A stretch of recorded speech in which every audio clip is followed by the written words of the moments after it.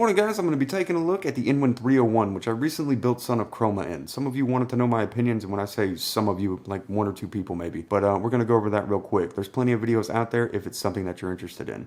The Inwin 301 is a smaller form factor MATX tower. That's micro ATX for micro ATX motherboards. So the form factors you'll be able to fit in there are going to be micro ITX and micro ATX. The entire tower, with the exception of strange plastic tabs that we'll cover a little bit later, is made from cold rolled commercial quality electro-galvanized SECC steel. That's some pretty high quality stuff.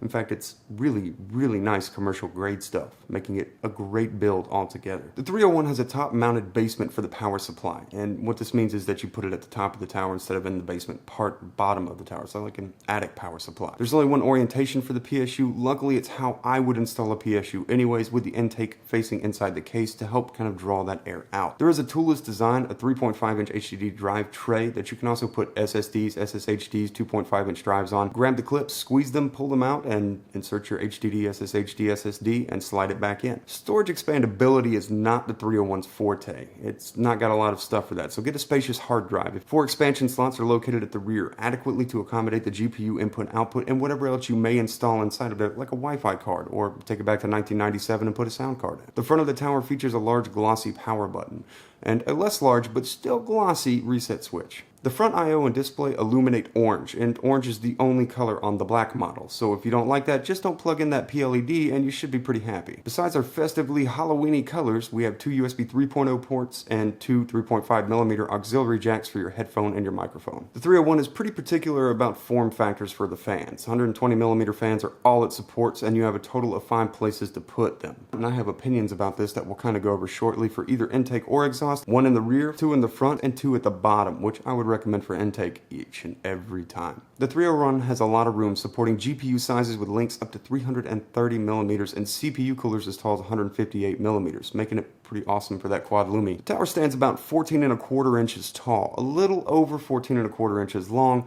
and has about a 7½ inch depth. The tower weighs in at a whopping hefty 14½ pounds. The tempered glass side panel is a bit darker of a tint than I would have liked, but it still looks pretty beautiful once it's on there. The tower relies on a latching hinge system. Simply push the latch at the top, pull it out, and then lift it out of the tabs that it sits in. I really feel like Inwin should be writing the book on how to do these side panels because they are awesome. Working inside the 301 was a breeze for the most part. I discovered a row of odd plastic tabs that appear to be a little bit of a punch as you need them kind of setup.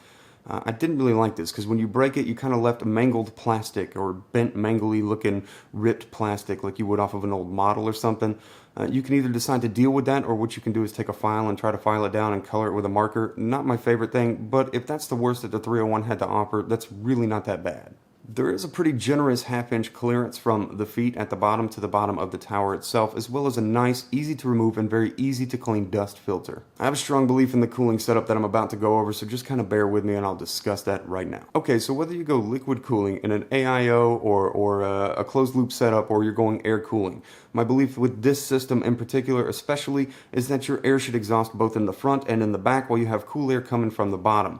A little bit of science for you kids. Warm air rises, so cool air coming in from the bottom helps push that warm air up. Your intake setup, because of the orientation of the power supply, seeing as you have an exposed fan grill, is going to help take that heat and push it out the top, as well as your rear exhaust is going to help push it out the rear, and your front exhaust, because there's nothing there until the beehive on the side, check out this image I'm showing, so that you can see that the air is going to push and then be forced to go out.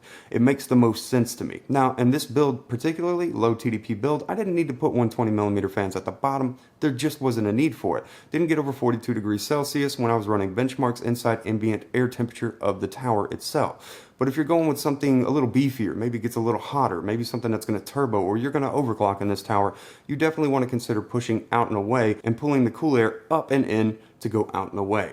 That is my recommendation for this setup. Now, oftentimes with radiators, and I've gotten this question before, or I've been criticized before, that why in the front do I have a 240mm radiator or something where I'm set up to exhaust the air out? Have you ever put your hand on a radiator before? That hot water that's getting heated by either your CPU or your GPU or what have you that you have it connected to is going to heat up the radiator. The fins on the radiator are trying to disperse heat, much like a heatsink pipe would on top of your CPU in an air cooler. So when this is getting really hot, your fans are pushing air on it, and unless you have some extremely refrigerated fans, you're pushing that hot air back into the tower. If you set up an intake over that radiator, you're pushing hot air back into the tower.